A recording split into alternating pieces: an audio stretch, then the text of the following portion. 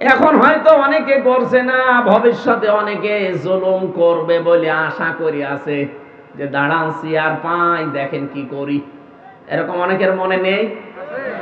এই জন্য যারা জালেম এখন করছেন জুলুম, ভবিষ্যতেও যারা করবে, আল্লাহ বলেন আমি নিজে তাদের বিরুদ্ধে কিয়ামতে মামলা দায়ের করব, আমি নিজে বাদী। আমরা যারা মামলা, বিভিন্ন কেস কামের আসামি আছে, এখানে মামলার বাদী যত বড় হয় মামলা তত কঠিন হয়। আমারে যদি কোনো সলিমদ্দি কলিমদ্দি মামলা দিত, সর্বোচ্চ ৩-৪ দিনে আমি চলে আসতাম বেরিয়ে।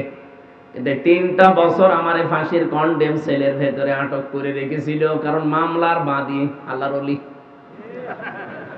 ওই যে ওনার মামলার বাদী সে আমারও, এই জন্য আমারে ছাড়ে নাই। আমারও যদি মামলার বাদী সত্যি যে জাহিদ ভাই হতো, সালাউদ্দিন ভাই হতো, আমি সত্যি চলে আসতাম, কারণ ওনাদের হয়তো মামলা দিত টাকার জন্য, কয় টাকা লাগবে দিয়ে দিতাম।